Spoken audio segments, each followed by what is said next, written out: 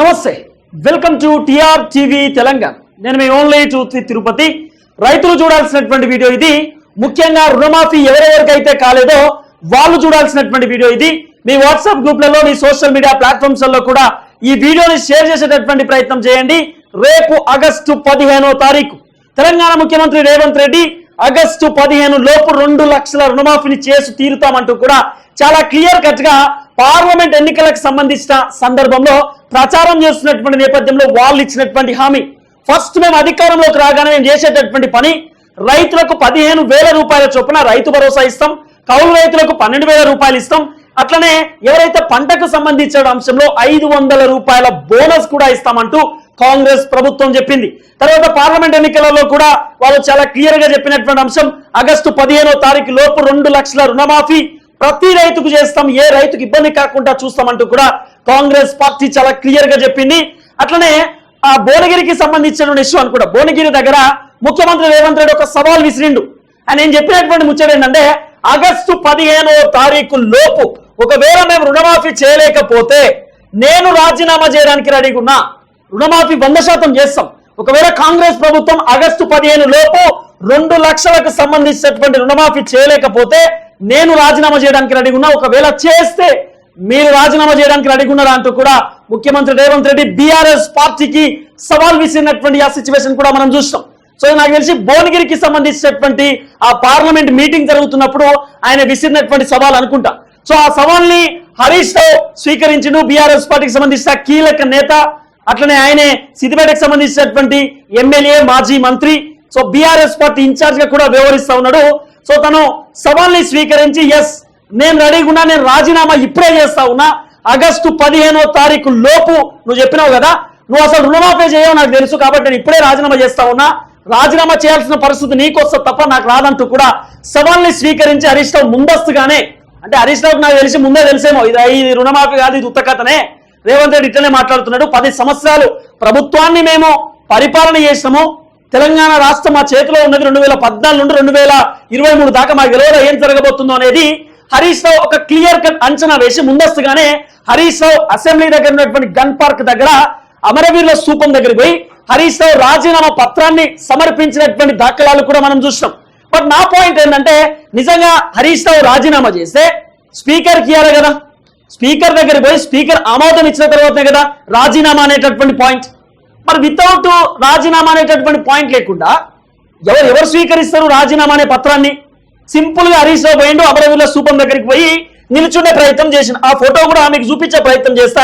నాకు తెలిసి ఆ విజువల్స్ కూడా ఈ క్రోమ్ లో దీంట్లో ఉంటాయి. ఎందుకంటే హరీష్ రావు ఆ రోజు చేసినటువంటి డ్రామా అది బడా డ్రామా, మామూలు డ్రామా చేయలే.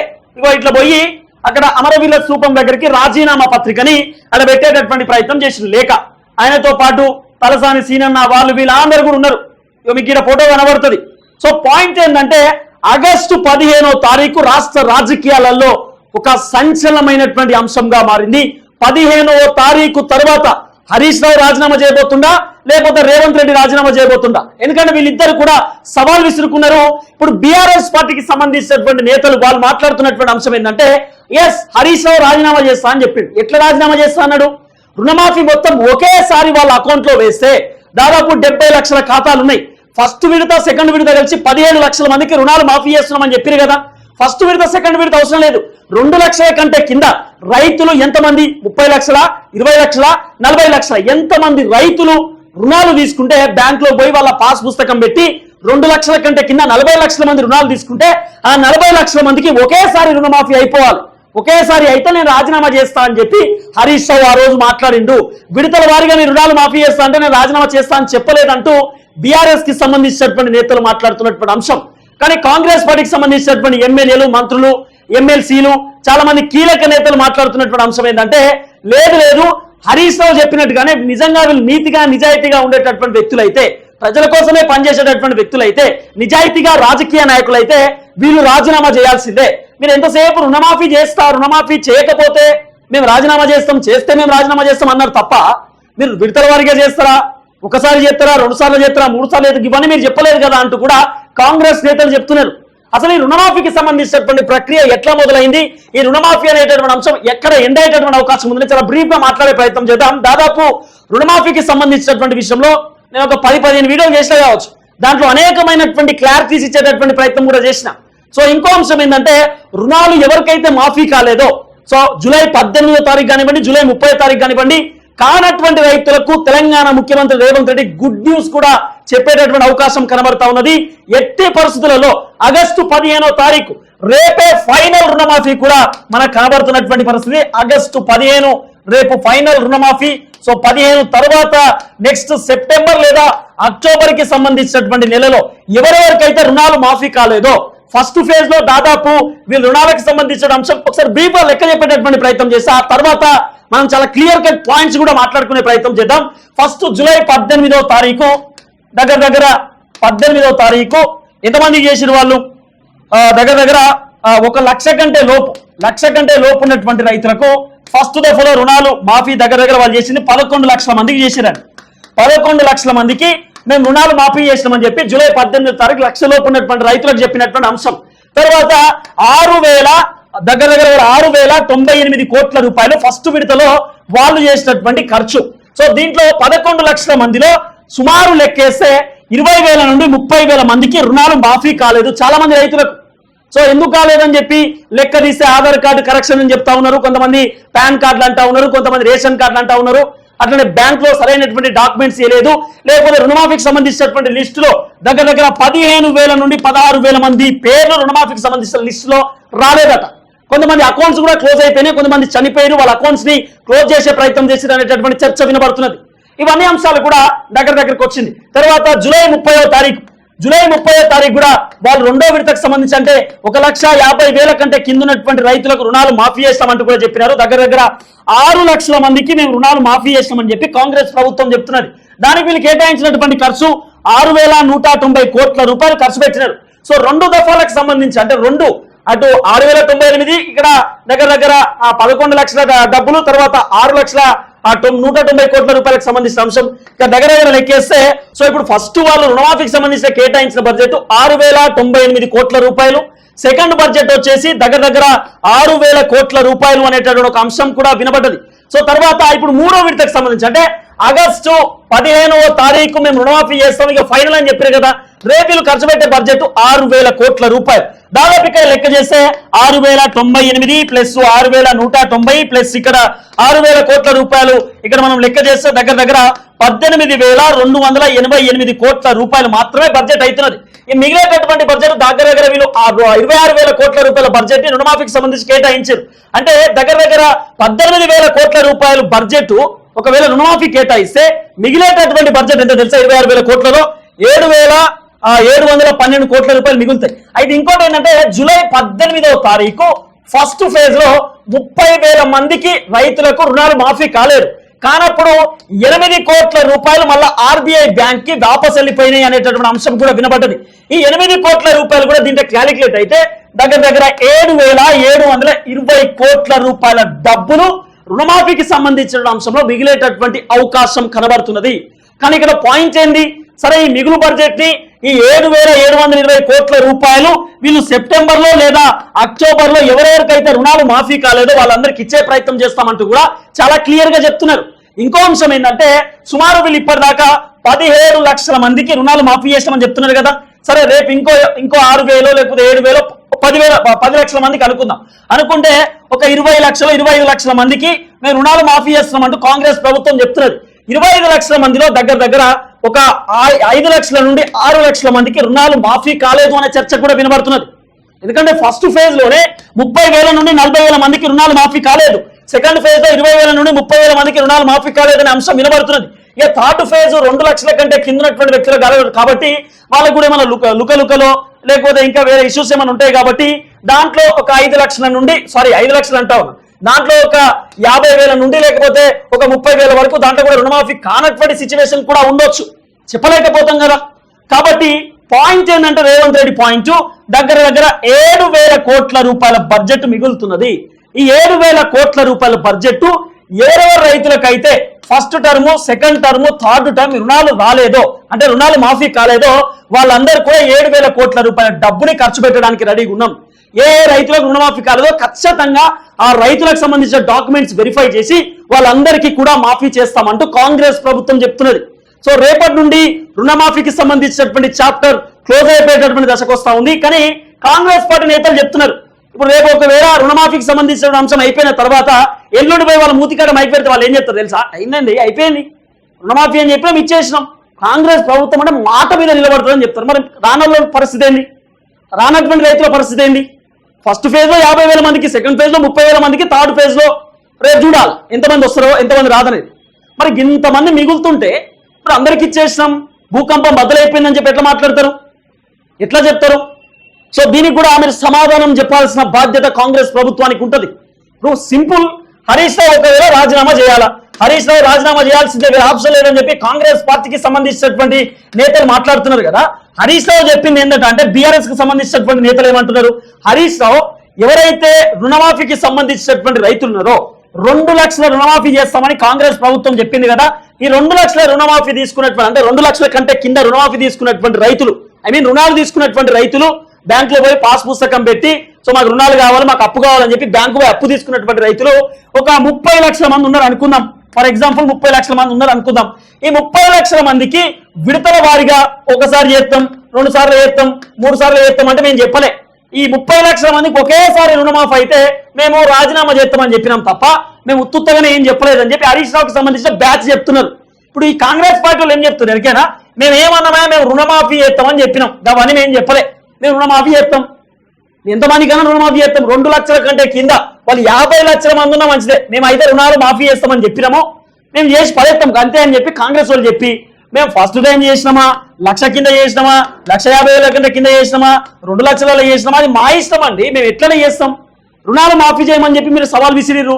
ఒకవేళ మీరు రుణమాఫీ చేస్తే నేను రాజీనామా చేస్తాను హరీష్ రావు చెప్పిండు, నేను చేయలేకపోతే నేను రాజీనామా చేస్తాను రేవంత్ రెడ్డి సార్ చెప్పిండు. ముందుగానే హరీష్ రావు, ఆల్రెడీ హరీష్ రావుకు ముందే తెలుసట, కాంగ్రెస్ వాళ్ళు మాట్లాడుతున్నారు, హరీష్ రావుకు ముందే తెలుసు కాంగ్రెస్ పార్టీ మాట ఇచ్చిందంటే ఖచ్చితంగా నెరవేరుస్తుంది, కాంగ్రెస్ పార్టీ ఒక్కసారి చెప్పిందంటే వాళ్ళ మాటను వాళ్ళు నిలబెట్టుకుంటారు కాబట్టి సో కాంగ్రెస్ పార్టీలో రుణమాఫీ చేస్తారని ముందే తెలిసి హరీష్ రావు రాజీనామా చేసేసిందని చెప్పి కాంగ్రెస్ వాళ్ళు ఇప్పుడు సర్క్యులేట్ చేసుకుంటున్నారు. హరీష్ రావు ఎక్కడికైతే పోయిండో గన్పార్కి అమరవీరుల స్థూపం దగ్గర పోయి వాళ్ళ కాళ్ళ దగ్గర ఆయన రాజీనామా పత్రం ఎప్పుడు ఇచ్చిండో అప్పటి నుండే వీళ్ళు ఒక క్లారిటీలో ఉన్నారు. ఆగస్టు 15వ తారీఖు లోపు రుణాలు మాఫీ చేయాలనే పాయింట్ లో వీళ్ళు ఉన్నారు. ఇప్పుడు వాళ్ళ పాయింట్ ఏంటి? కాంగ్రెస్ నేతల పాయింట్ హరీష్ రావు రాజీనామా చేయాలి. ఇప్పుడు ఒకవేళ హరీష్ రావు రాజీనామా చేయకపోతే ఇంకో మాట ఏమంటారు అంటే హరీష్ రావు రాజీనామా ఫస్టే చేసిండు అంటే రేవంత్ రెడ్డి రుణమాఫీ చేస్తారని చెప్పి హరీష్ రావుకు ముందే తెలుసు కాబట్టి హరీష్ రావు ముందస్తుగానే రాజీనామా చేసిండు, అది కూడా తాత్కాలికంగా చేసిండు. ఇప్పుడు ఫుల్ టైం రాజీనామా చేయాలి హరీష్ రావు అని కాంగ్రెస్ నేతలు డిస్కస్ చేస్తున్నారట. సో రేపు హరీష్ రావుకి సంబంధించిన ప్రెస్ మీట్ కూడా చాలా కీలకంగా మారబోతున్నది. సో మొత్తానికైతే రైతులకు చెప్పేటటువంటి అంశం ఒకటే, 2 లక్షల రుణమాఫీ కూడా రేపటి నుండి పూర్తి కాబోతున్నది. రేపు ఆగస్టు 15 2 లక్షల రుణమాఫీకి డేట్ పూర్తి స్థాయిలో ఖతమవుతున్నటువంటి పరిస్థితి. దగ్గర 25 లక్షల మందికి రుణాలు మాఫీ చేస్తున్నామంటూ కాంగ్రెస్ ప్రభుత్వం చెప్తున్నది. దీంట్లో 3 లక్షల నుండి 4 లక్షల మందికి ఇంకా రుణాలు మాఫీ కాలేదు అనేటటువంటి ఒక చర్చ కూడా వినబడుతున్నది. సో కానటువంటి రైతులు కూడా ఇప్పుడు క్వశ్చన్ చేయాల్సినటువంటి అవసరం ఉన్నది. హరీష్ రావు ఏమో నేను రాజీనామా చేయంటున్నాడు. ఇప్పుడు ఇంకో పాయింట్ ఏంటంటే హరీష్ రావుది అందరికీ రుణమాఫీ అయితే అన్నాడు. ఇప్పుడు ఫేజ్ 1 ఫేజ్ 2 అనేది సెకండరీ, సరే ఫేజ్ 1 ఫేజ్ 2 ఫేజ్ 3 సరే వాళ్ళు ఆర్థికంగా ఇబ్బంది పడుతున్నారా లేకపోతే క్యాలిక్యులేట్ చేసుకోవడానికి 1,00,000 కంటే కింద ఎవరు క్యాలిక్యులేట్ చేసుకోవడానికి 1,50,000 కంటే కింద క్యాలిక్యులేట్ చేసుకోవడానికి 2 లక్షల కంటే కింద క్యాలిక్యులేట్ చేసుకోవడానికి కొంత టైం బట్టి ఉండొచ్చు, లేకపోతే కొంత విడతల వారిగా ఇద్దామనేటటువంటి ఆలోచన ఉండొచ్చు కాక. కానీ ఫస్ట్ విడతలో 30,000 మందికి, సెకండ్ విడతలో 20,000 మందికి, థర్డ్ విడతలో 10,000 మందికి ఇట్లా రాకపోతే నేను ఎందుకు రాజీనామా చేయాలంటున్నా హరీష్ రావు. రుణమాఫీ అందరికి చేస్తే రాజీనామా చేస్తా అన్నా, మరి ఇంతమందికి అయితే 50,000-60,000 మందికి రుణాలు మాఫీ కాలేకపోతే నేను ఎందుకు చేయాలా, నేను దేనికి చేయాలి రాజీనామా అని హరీష్ రావు రేజ్ చేస్తున్నటువంటి పాయింట్. సో చూడాలా రేపు ఏం జరగబోతుందో. నాకు తెలిసి అయితే రేపు రణరంగంగా మారేటటువంటి అవకాశం ఉన్నది. కాంగ్రెస్ వర్సెస్ బీఆర్ఎస్ పెద్ద ఎత్తున రేపు విమర్శల గుపించేటటువంటి కార్యక్రమం కూడా కనబడుతున్నది. ముఖ్యమంత్రి రేవంత్ రెడ్డి ఆయన దావోస్కి వెళ్ళిండు, అమెరికాకు, లండన్ కి, దావోస్ కు పర్యటనకు పోయిండు కాబట్టి ఇలా సాయంత్రం అన్న రేపు పొద్దుగాలన్న ప్రత్యక్షమైనటువంటి సిచ్యువేషన్ కనబడుతున్నది. ఎందుకు వస్తుందంటే రావడానికి గల కారణం రేపు రుణమాఫీ, రేపు లాస్ట్ పాయింట్. సో రేపు ఆగస్టు 15వ తారీఖు జెండా ఎగరేస్తాడు ఎర్రకోటలో. తర్వాత మైక్ పట్టుకుని తను మాట్లాడేటటువంటి ఒక్కొక్క పాయింట్ చాలా కీలకంగా మారబోతున్నది. హరీష్ రావు గురించి కూడా ముఖ్యమంత్రి రేవంత్ రెడ్డి మాట్లాడే అవకాశం ఉంది. నీకు దమ్ముంటే ఇప్పుడు నువ్వు రాజీనామా చేయంటూ కూడా రేపు రేవంత్ రెడ్డి డిస్కస్ చేయొచ్చు అనే చర్చ వినబడుతుంది. ముందస్తుగా హరీష్ రావు రాజీనామా చేసిన సిచ్యువేషన్ మనం చూసాం. సో రేపు రాజీనామా పైన పూర్తి స్థాయిలో ఒక చర్చ కూడా నడిచే అవకాశం ఉండొచ్చు. అవసరం అనుకుంటే కేసీఆర్ కూడా రేపు ప్రెస్ మీట్ పెట్టి మాట్లాడే సిచ్యువేషన్ ఉండొచ్చు అనే చర్చ వినబడుతుంది. ఎందుకంటే ఈ రుణమాఫీ అనేటటువంటి అంశం పెద్ద ఎత్తున సోషల్ మీడియాలో దుమారం రేగుతున్నది. టెక్నికల్ ఇష్యూస్ అని చెప్పి చాలా మంది రైతులకు రాలేదు, చాలా మంది రైతులు పురుగుల మంది అవుతా ఉన్నారు, కొంతమంది కలెక్టర్ ఆఫీసుల దగ్గర పోయి కలెక్టర్ల కాళ్ళు మొక్కుతా ఉన్నారు, అనేకమైనటువంటి అవస్థలు పడుతున్నారు. ఫర్ ఎగ్జాంపుల్ చెప్తాను, మీకు ఒక అంశం చెప్తా. సరే, చాలా మంది వాళ్ళకి ఆ టెక్నికల్ ఇష్యూ ఉంది, ఈ టెక్నికల్ ఇష్యూ ఉందని చెప్పి మాట్లాడుతున్నారు కదా. ఇంకొంతమంది ఒక రైతుది అకౌంట్ క్లోజ్ అయిపోయింది, ఇయ్యలేకపోతున్నాం, అకౌంట్ క్లోజ్ అయితే ఎట్లా ఇవ్వాలండి అని చెప్తున్నారు కదా. ఇప్పుడు ఒక రైతు అకౌంట్ క్లోజ్ అయింది, ఫర్ ఎగ్జాంపుల్ చెప్తా. రైతు అకౌంట్ క్లోజ్ అయింది, రైతుకు ఒక భార్య ఉన్నది, రైతుకు ఒక కొడుకు ఉన్నాడు, ఆ రైతుకు ఒక బిడ్డ ఉన్నది. అప్పుడు ఏం చేయాలా? అకౌంట్ క్లోజ్ అయితే వాళ్ళు ఒక 70,000 80,000 లేకపోతే ₹1,00,000 1,50,000 తీసుకున్నారు. ఫర్ ఎగ్జాంపుల్ చెప్తున్నా. తీసుకుంటే ఈ రైతు చచ్చిపోయాడు, సరే ఆయనకి ఏదో ఇబ్బంది ఉండి ఈ ఫార్మర్ లోన్ తీసుకున్నటువంటి ఫార్మర్ చచ్చిపోయింది అనుకుందాం. ఈయన అకౌంట్ ఏమన్నారు, ఇప్పుడు అకౌంట్ క్లోజ్ చేసినామండి, ఎందుకంటే ఆ రైతు చచ్చిపోయిండు, ఆ రైతుకు ఆ అకౌంట్కు వచ్చేటటువంటి అవకాశం లేదు కాబట్టి మేము ఇయ్యలేకపోతున్నాం అని చెప్పి వాళ్ళు పాయింట్ రేట్ చేస్తున్నారు. మరి వాళ్ళ భార్య కట్టుకోవాలి కదా రేపటి రోజు పైసలు. అంటే మీ పాయింట్ ఏంది? ఆ రైతు చచ్చిపోయింది కాబట్టి పైసలు ఇచ్చడం అవసరం లేదు అంటున్నారా? లేకపోతే రుణాలు మేము మాఫీ చేయలేము, వాళ్ళు ఖచ్చితంగా కట్టాల్సిందే అంటున్నారా? ఇప్పుడు ఇదే రైతు వాళ్ళ బిడ్డ పెళ్లి కోసం ఏమైనా అప్పు చేసి ఉండొచ్చు, 30,000 70,000 80,000 పాస్ పుస్తకం పెట్టి బ్యాంకులకి వెళ్ళి తెచ్చి ఉండొచ్చు కాక, అత్యవసరం కోసం అప్పు చేసిండు, మరి వాళ్ళకి చేయాలి కదా. చచ్చిపోయిన అకౌంట్ క్లోజ్ అవుతుందంటే ఏంటన్నట్టు. సో దీనిపైన కూడా కాంగ్రెస్ ప్రభుత్వం దృష్టి పెట్టాల్సిన అవసరం ఉంటుంది. సో పెద్ద ఎత్తున బీఆర్ఎస్ వర్సెస్ కాంగ్రెస్ రేపు అలజడులు సృష్టించే సిచ్యువేషన్ కూడా ఉండొచ్చు. మాటల యుద్ధం. వీళ్ళు ఏం కొట్టుకోరు, పెద్దగా ఏం ఉండదు, వీళ్ళు కొట్లాడుకుంటే ఏముండదు, కార్యకర్తలే కొట్లాడుకుంటారు తప్ప నాయకులందరూ హలో బాబాయ్ ఎవరున్నావు రా, సాయంత్రం నైట్ 9 గంటలకు 10 గంటలకు వస్తే మనం దావత్ చేసి ఇవే ఉంటాయి. వీళ్ళే మన అనవసరంగా కార్యకర్తలకు కూడా చెప్తున్నా, కాంగ్రెస్ కార్యకర్తలకు బీఆర్ఎస్ కార్యకర్తలకు, అన్న ఈ దొంగలందరూ కలిసి ఉంటారు అన్న, మనమే ఇబ్బంది పడతామే, వద్దు. మనం వాళ్ళు ఏదో చేస్తున్నారని మనం కొట్లాడుకోవాల్సిన అవసరం లేదు. హరీష్ రావు రేవంత్ రెడ్డి ఫోన్లో మాట్లాడుకుంటారు, అంతంత పెద్ద కథ ఉంటుంది, అనవసరంగా మనం ఇబ్బంది పడతాం. కాబట్టి ఎవరు కూడా కార్యకర్తలు ఆవేశపడకండి. రేపు ఏం జరగబోతున్నది, రుణమాఫీ 2 లక్షల తర్వాత బీఆర్ఎస్ నేతలు మాట్లాడేటటువంటి మాటల పైన మీరు కూడా మాటలతో కౌంటర్ ఇచ్చేటటువంటి ప్రయత్నం చేయండి తప్ప అనవసరంగా ఇబ్బందులు పడేటటువంటి సిచ్యువేషన్ చేయకండి. మనకు కావాల్సింది రైతుల పాయింట్. రైతులకు రుణాలు మాఫీ కాలేదు, చాలా మంది రైతులకు. వాళ్ళకి ఎప్పుడు చేస్తారు? 7,000 కోట్ల రూపాయలు మిగులుతున్నది, అక్టోబర్ లేదా సెప్టెంబర్ నెలలో మేము ఖచ్చితంగా రుణాలను మాఫీ చేస్తామంటూ వాళ్ళు చెప్తున్నారు. సో ఓకే, ఏ టైంలో చేస్తారు, ఎంతమందికి చేస్తారు, కొన్ని అకౌంట్లు క్లోజ్ అయిపోయినాయి అంటున్నారు, వాటికి కూడా చేస్తారా లేదా, ఇవన్నీ చెప్పాలా. తర్వాత ఇంకోటి ఏమంటున్నారు, 2 లక్షల కంటే పైన అంటే 2,50,000 రూపాయల రుణాలు ఎవరైతే తీసుకున్నారో వాళ్ళు పోయి బ్యాంకులో 50,000 రూపాయలు కడితే 2 లక్షల రుణమాఫీలు చేస్తారు. అట్లా కూడా చెప్తున్నారు. 50,000 కట్టలేకనే కదా రుణమాఫీ దిక్కు చూస్తున్నారు జనాలు. ఆ 50,000 పైసలు వెళ్ళకనే కదా రైతులందరూ రుణమాఫీ ఎప్పుడైతే రుణమాఫీ అయిపోతుందని చెప్పి వాళ్ళు ఇబ్బంది పడుతున్నారు. వాళ్ళు 50,000 కట్టుకునేటోడు అయితే 2 లక్షల రూపాయలు కూడా కట్టుకుంటాడు కదా రైతు. కాబట్టి ఇంకో పని చేయరు, 3 లక్షలది కూడా రుణమాఫీ చేయరు, ఒక పని అయిపోతుంది. మరి ఎందుకు చెప్పాలా? మీ పని ఏంది? 2 లక్షల కంటే కింద. మళ్ళీ దీన్ని ఎందుకు వెళ్తున్నారు మీరు? 2,50,000 రూపాయలు ఉన్నోళ్ళు కూడా 50,000 కట్టుకోర్రి, మేము రుణాలు మాఫీ చేస్తామని. ఇంకో పాయింట్ నేను తెలుసా, ఒకవేళ 3 లక్షల రూపాయలు ఉంటే 1,00,000 రూపాయలట రైతు పోయి బ్యాంకులో కట్టుకుంటే 2 లక్షలు నేను చేస్తారటనయా కాంగ్రెస్ వాళ్ళు చెప్తున్నారట. ఏందో మరి. సో చూడాలి ఏం జరగబోతుందో. రేపు హరీష్ రావు వర్సెస్ రేవంత్ రెడ్డి పెద్ద ఎత్తున రేపు చర్చ నడిచేటటువంటి సిచ్యువేషన్ కనబడుతున్నది. అంత ఈజీగా హరీష్ రావు రాజీనామా చేసేటటువంటి సిచ్యువేషన్ ఉండకపోవచ్చు. కానీ కాంగ్రెస్ పార్టీ నేతలు మాత్రం మేము ఎట్లా చేసినాం అనేది సెకండరీ, మేము రుణమాఫీ చేసేసినాం, రాజీనామా చేయాలని వాళ్ళు మాట్లాడుతున్నారు. మీరు అసలు ఎవరికి రుణమాఫీ చేయలేదు, సకా రుణమాఫీ కాలేదు, ఇంకా బొచ్చరు మందికి రావాలి రుణాలు, ఇంకా మాఫీ కాలేదు, మేము రాజీనామా చేయమని చెప్పి బీఆర్ఎస్ నేతలు చెప్తున్నారు. చూద్దాం రేపు ఏం జరగబోతుందో.